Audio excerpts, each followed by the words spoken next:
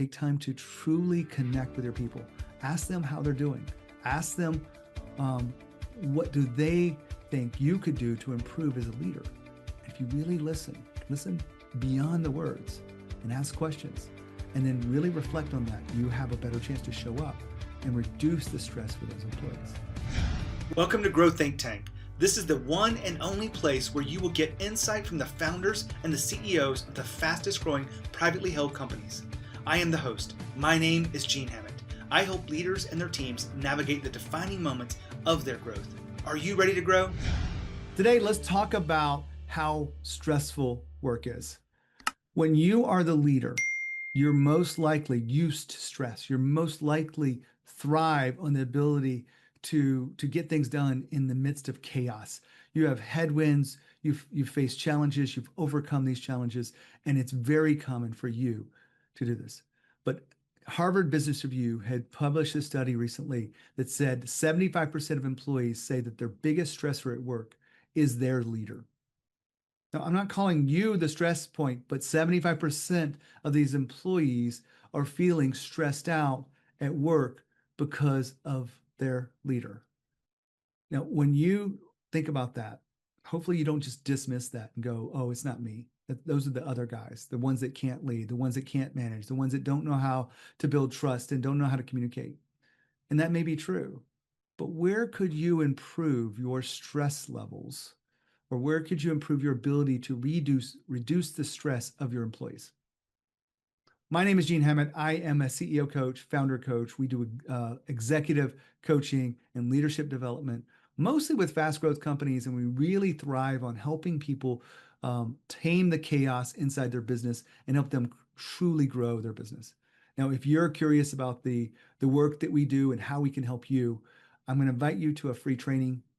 You just go to training.coreelevation.com and you will be able to sign up for this. If you feel like you are the bottleneck of your company, you're doing somewhere between 5 and 10 million in revenue or somewhere in that zone, and you feel like all the decisions run through you, you definitely want to show up to that next training. Just go to training.coreelevation.com. It's absolutely free and it's just for you.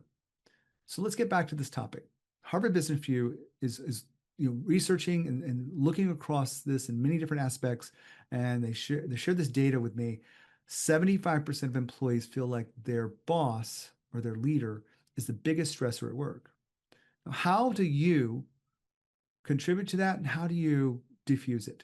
So the contribution of this starts with unclear communication. You have expectations. If you don't make them clear, then there's a breakdown and it causes stress.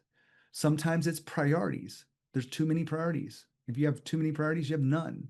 You've probably heard something similar before through the cliches of the social media.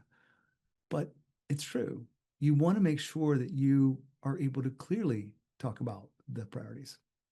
What else factors into this? How you contribute to stress at work? Well, you could create an psychological safe environment. That means it's not safe for them to talk about their ideas and share their ideas because they feel like they're going to get judgment, because that causes stress too.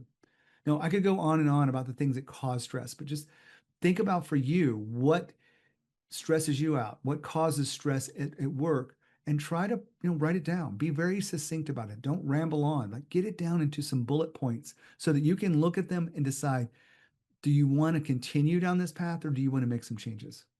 So the flip side of this, what can you do to relieve stress? Well, it's kind of the opposite of what we just talked about. Make sure that you're truly communicating. Communicating not just what needs to be done, but why it needs to be done. You're communicating how it fits into the mission, and you're connecting that to their personal goals. And if you're able to do that, you have a much better chance of people working hard, but without stress.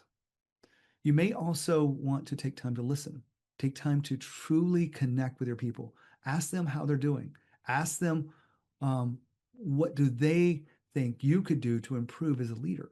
And if you really listen beyond the words and ask questions, and then really reflect on that, you have a better chance to show up and reduce the stress for those employees. So those are just a few examples of what you could do to really shift that experience at work. I'm here to tell you that, we spend more time at work than probably anywhere else. Certainly probably more time than we are at home with our families.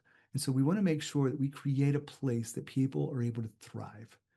And if 75% of your people feel most stressed out by their work, their boss at work, it is a problem.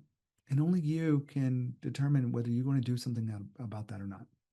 Hopefully this helps you understand a little bit more about leadership, give you a little bit more perspective around some things that you can do. But I share this with you from my heart.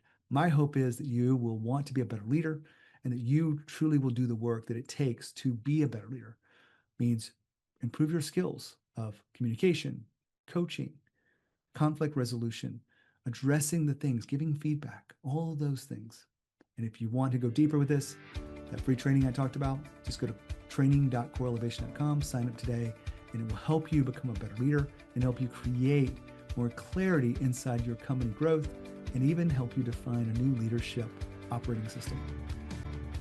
When you think of growth and you think of leadership, think of Growth Think Tank. As always, we encourage. We'll see you next time.